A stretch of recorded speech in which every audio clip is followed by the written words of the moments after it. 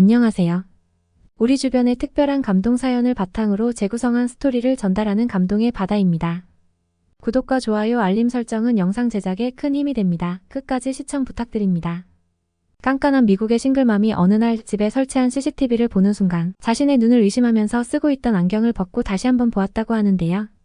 대체 무엇을 보았길래 이렇게까지 놀라는 걸까요? 자세히 알아보도록 하겠습니다. 안녕하세요. 저는 미국 시카고 출신의 켈리라고 합니다. 여러분들도 아시겠지만 사실 싱글맘으로서 일과 육아까지 다 잡는 것은 쉬운 일이 아닙니다. 제가 밖에 나가서 일을 하고 있는 동안 베이비시터가 저를 대신해서 딸아이를 돌봐줍니다. 깐깐한 저는 퇴근한 후 CCTV를 보면서 무슨 일이 없었는지 하나하나 체크를 하기도 합니다. 저는 이혼을 한 후 5살짜리 딸을 혼자 키우는 싱글맘으로서 몇 년 전 싱가포르에서 일하다가 다시 본사로 발령나게 되면서 미국 시카고로 오게 되었는데요. 싱가포르는 물가는 비싸지만 그 대신 아이를 잘 돌봐주는 동남아 베이비시터를 싸게 고용할 수 있어서 만족스러웠습니다. 그러나 미국에서는 그런 베이비시터를 구하기가 참 힘들었어요. 일단 미국에서는 베이비시터를 아르바이트 형태로 하는 젊은이들이 많다 보니 학교에서 베이비시터 교육을 받은 고등학생이나 대학생들이 많이 지원했습니다. 하지만 애를 낳아본 적 없는 어린 친구들에게는 맡기기가 좀 꺼려지더라고요.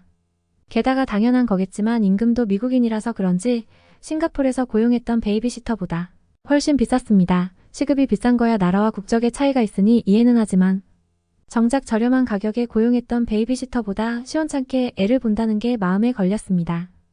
베이비시터를 고용하지 않고 데이케어라고 불리는 미국의 어린이집에 보내는 방법도 있었지만 아무래도 아이들이 여럿이다 보니 살뜰하게 돌봐주지 못하더라고요. 저의 딸은 몸도 약하고 예민한 편이라 조금 불안해서 그냥 한 사람의 케어를 집중적으로 받는 게 좋을 것 같았습니다. 수소문 끝에 최저시급으로 괜찮은 중국인 국적의 유모를 구할 수 있었습니다. 이 중국인 여성은 아이를 키운 경험도 있었고 나이도 적당한 40대라 마음에 들었습니다. 첫 인상도 푸근해 보여서 아이에게 따뜻하게 대해줄 것 같았어요. 하지만 막상 고용해보니 제 예상과는 달랐습니다. 중국인 유모는 아이를 제대로 돌보지 않았어요. 아이의 끼니를 제때 맞춰서 주지 않고 늦게 줄 때도 많았고 아이가 음식을 흘렸으면 옷을 좀 갈아입혀야 하는데 그것도 안 하고 그대로 두는 경우가 많았습니다. 베이비시터로만 고용했기 때문에 집안일을 해주길 기대하진 않았지만 오히려 어지르고 있는 건 좀 심하지 않나 싶었습니다. 적어도 싱크대에 그릇 정도는 가져다 놓을 수 있을 텐데 식탁에 그대로 먹은 것을 둔다던가 심지어 다 먹은 과자 비닐봉지가 굴러다닐 때도 있었습니다. 제가 가장 분노했던 것은 제 딸이 부엌으로 위험한 물건을 만지는데도 휴대폰만 계속 만지작거리는 모습이었습니다. 그녀는 아이가 칼을 떨어뜨리고 나서야 눈치채고 아이를 다시 거실 쪽으로 데려왔습니다. 큰일이 생길 수도 있는 상황에서 저렇게 안일하게 대처하다니 저는 기겁하며 당장 중국인 유모를 잘랐습니다. 그리고 그녀로 인해 다른 사람들이 피해보지 않도록 베이비시터 사이트의 댓글창에 그녀가 있던 행적들을 샅샅이 적었습니다. 물론 저의 태도에 대해서도 반성했습니다. 저렴한 가격에 좋은 베이비시터를 고용한다는 생각부터가 잘못된 사고방식인 걸 깨달은 거죠. 아이가 위험한 상황에 처했을 뿐만 아니라 저도 육체적으로 더 힘들어졌었습니다. 저렴하게 하려고 집안일은 하지 않고 아이 돌보는 일만 하는 사람을 찾았는데 덕분에 베이비시터가 어질러 놓은 것까지 제가 다 치우고 있었죠. 저는 좀 돈을 많이 주더라도 제대로 해줄 수 있는 사람을 찾았습니다. 집안일과 아이 돌보기 둘 다 가능하면서 경력도 많고 성격이 좋은 사람으로 말이죠. 저는 깐깐하게 이전 고용주들의 평판도 유심히 살펴보았습니다. 만약 이전 고용주들의 평이 없던 사람이었다면 아무리 가격이 괜찮아도 쳐다도 보지 않았어요. 그렇게 엄선한 끝에 고른 사람은 60대의 한국인 여자분이었는데 처음에는 나이가 좀 많아 마음에 좀 걸렸습니다. 하지만 평이 워낙 좋았고 심지어 제 주변인 중에서도 이 여자분을 고용한 사람이 있었는데 입이 마르고 닳도록 칭찬하길래 고심 끝에 채용하기로 했습니다.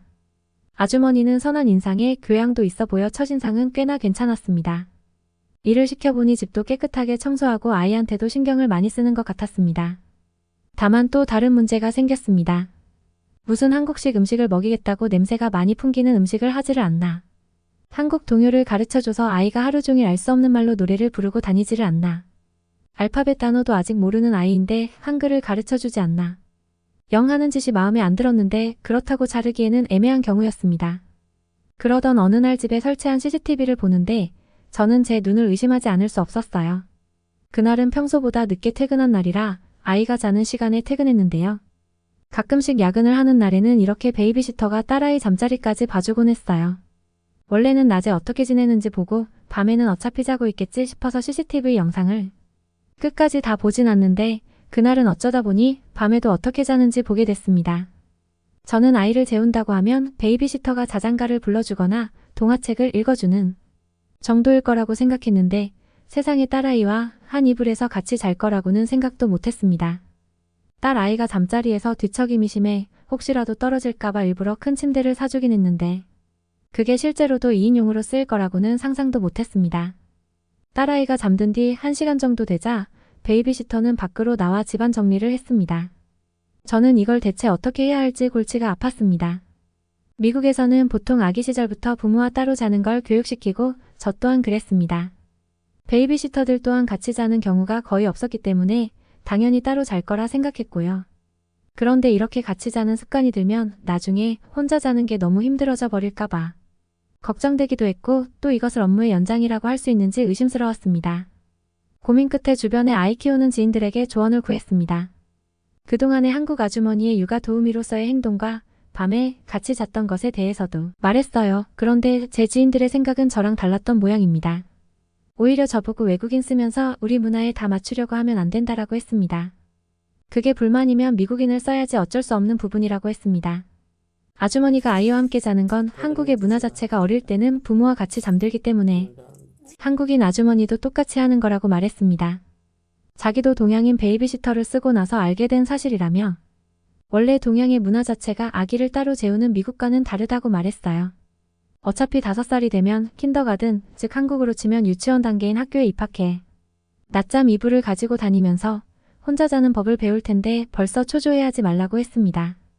그리고 한국 음식의 냄새에 익숙하지 않아서 거슬릴 수 있지만 채소를 많이 써서 미국 음식보다 훨씬 건강하다고 이야기했어요. 그리고 편견을 갖지 않고 먹어보면 생각보다 맛있다면서 먹어보라고 권하기까지 했어요. 저는 인터넷에도 의견을 구했지만 비슷한 의견들이 많았습니다. 저처럼 문제가 있다고 생각하고 잘라버리라는 사람들도 있었으나 반대 의견도 많았어요. 저는 어느 정도 문화 차이를 인정하기로 하고 타협했습니다. 이 정도로 한국 아주머니처럼 집안일을 잘하고 아이를 야무지게 봐주는 사람은 찾기 힘들었으니까요.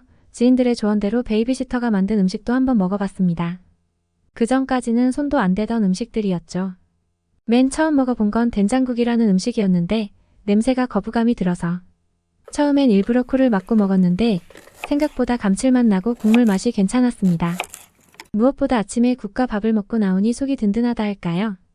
시리얼을 먹거나 빵을 먹을 때보다 소화도 더 잘 되었습니다.